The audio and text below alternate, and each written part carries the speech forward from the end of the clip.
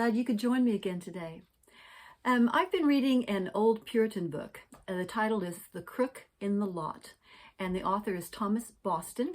He's a Scottish theologian that lived in the early mid-1700s, and like most other Puritan writers, he can get a little bit long-winded sometimes, but I like reading these older books because they force me to slow down with my reading and to think just a little bit harder to take in what they're saying, and I find it really good practice for me. The subject of his book is trials, and there are only 3 chapters. The first chapter is entitled The Sovereignty and Wisdom of God in the Afflictions of Men Displayed. Kind of wordy, isn't it? What he's saying is that trials have a way of revealing the sovereignty and the wisdom of God. But I think there's another reason why he put it the way he did. He wants us to recognize that the focus is to be on God, not on the trial. It's a tool. That's what a trial is, a tool to bring us closer to God. You know, we do spend a lot of time focusing on trials, don't we? Especially right now with our current situation and all the things going on. It's hard not to focus on the trials because there's so much in our face, and with social media and things like that we have now, they're there all the time. As you scroll through Facebook, you see so many people that need our prayers and so many heartaches and things that are going on. But what we need to do, instead of focusing on that trial, is to shift our focus back onto God. The final 2 chapters of his book are just expositions of 2 Bible verses. Proverbs chapter 16 and verse 19, which reads, "Better it is to be of a humble spirit with the lowly than to divide the spoil with the proud." And he talks about 1 Peter chapter 5 verse 6, which says, "Humble yourself therefore under the mighty hand of God, that he may exalt you in due time." So he's going to be relating trials to humility. I haven't read those chapters yet because I got captivated by just the first 30 pages of this, as he lists several purposes for trials, and that trials are to be or are directed by God. But what started me reading, what really slowed me down, was an interesting statement that he made. He said, "Everyone knows what is pleasant to him, but God alone knows what is most profitable." Everyone knows what is most pleasant to him or to himself, but God alone knows what is most profitable. And it reminded me of Hebrews chapter 12 and verse 11, which says, "Now no chastening or correction for the present seemeth to be joyous, but grievous. Nevertheless, afterward it yieldeth the peaceable fruit of righteousness unto them that are exercised thereby." You know, trials are profitable. They do have a reason. Of course they do. Trials teach us more about God, about ourselves. They make us stronger. They give us wisdom to help others. They show us that God is at work in our life. We can make a really long list. I'm sure you've heard many sermons on the profitability of trials and how that life sometimes has to be hard for us to learn things. But before we launch into our own ideas about trials, I'd like to share with you the 7 purposes that he gave for the profitableness or the profitable intent of trials. So the first thing he said is that trials come to prove if you're a Christian or a hypocrite. And he takes the idea of the dividing of the sheep from the goats or the tares from the wheat, that trials show who we are. And then he talks about Job, and his deep trial revealed his integrity and his unwavering trust in God, while the rich young ruler, the trial of his faith revealed his heart's true love, and he went away sorrowful. Job, though, was rewarded. So trials come to prove if we're a Christian or a hypocrite. Then he says trials come to wean you from the world.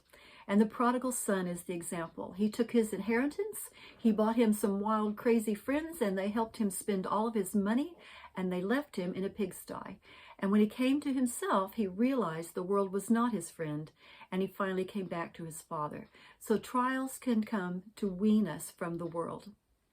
Trials come to convict us of sin. They have a way of showing us where we've gone wrong.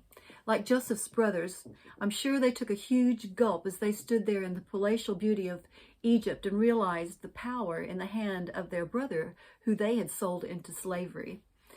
They found their sin found them out. Remember, they were sure that Joseph would take revenge, and they knew they were guilty. But we, as they, can be very thankful that we are not dealt with according to our iniquities, the Bible says, but we've been given grace and forgiveness. So trials can come to convict us of sin. Trials can come to correct and to punish, and we can see this in the life of David.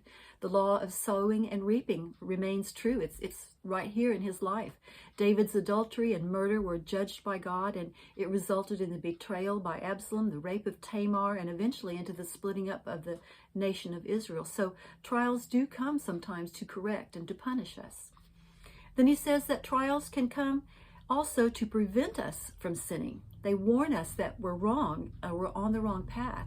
In Job chapter 33, verse 17 and 18, he says that God can withdraw men from their intentions, hide their pride, and keep them from sinning. It reminded me of Psalm 119, thy word have I hid in my heart, that I might not sin against thee. One of the first little Bible verses we all learn when we're young.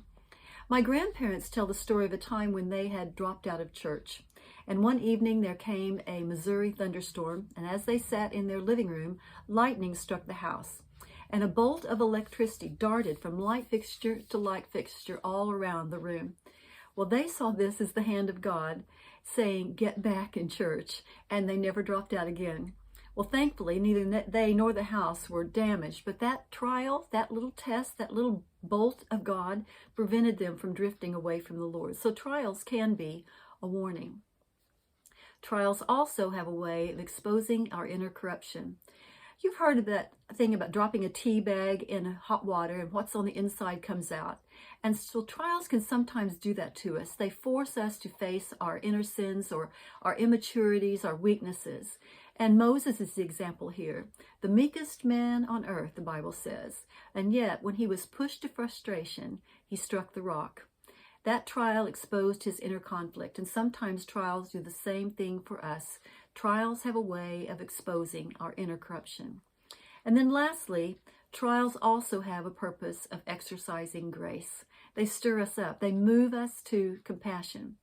In 1 Peter chapter 1 and verse 6 and 7 reads, wherein ye greatly rejoice, though now for a season, if need be, you are in heaviness through manifold temptations, that the trial of your faith, being much more precious than of gold that perisheth, though it be tried with fire, might be found unto the praise and the honor and the glory at the appearing of Jesus Christ. So trials have many purposes, God-directed purposes, and all for our good and for our profit.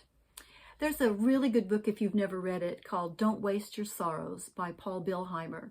It's well worth getting if you're facing a time of trial. But you know what? There's good news around us, sad news. There's death, sorrow, calamity, tragedy, fear, anguish, all this stuff. And the burdens get heavy and the heart stoops and the soul begins to grow dark. But why? You know, we really need to realize there's no time for remorse. God is at work all around us right now. Maybe he's cleaning house. Maybe he's collecting jewels. Or maybe he's picking flowers to sweeten heaven for the preparation of the marriage supper of the Lamb. Maybe he's tearing our hearts away from this world and our love of it and our Christian ease. There's a little portion in Ezekiel in chapter 16:49 that talks about the abundance of idleness. You know, we've been lulled by chasing Christian fads and staying in our Christian bubble instead of offering a cup of cold water to the needy, that maybe God is trying to shake us up, to stir our hearts to prayer and to cause us to look up. And he's bringing the mission field right to our front door. Are we ready for that opportunity? We need to use these opportunities and use these prompts as goals and use them for good so that we can pray and sing and serve and look for the Lord's appearing. We can allow these trials to make us better and stronger, to refine us. You know, 1 Peter 1:7 said, the trial of your faith being much more precious than of gold that perisheth, though it be tried with fire. God knows there is a golden purpose in our trials, and that they might be found to the praise and honor and glory at the appearing of Jesus Christ. You know, the passage continues there. Verse 8 and 9 says, whom having not seen ye love, in whom though now ye see him not, yet believing ye rejoice with joy unspeakable and full of glory, receiving the end of your faith, even the salvation of your souls. And this is the purpose of trials, to reach the end of our faith. 1 Peter chapter 4, verse 12-13 says, beloved, think it not strange concerning the fiery trial which is to try you, as though some strange thing happened unto you. But rejoice, inasmuch as ye are partakers of Christ's suffering, that when his glory shall be revealed, Ye may be glad also with exceeding joy. Both passages end in joy. They begin in trials, deep trials, strange trials, what we might think, trials by fire, but they end in joy. So our reaction is our choice. We can choose to love, as we see in verse 8, even though we do not see him yet. And we can choose to believe by faith, because faith is the evidence of things not seen, right? And we can choose to rejoice because we know the end of the story. We know our eternal destination. The salvation of our souls is at hand. And as we go through our God-directed trials, let us do it with joy unspeakable and full of glory. And let's go to heaven with a smile.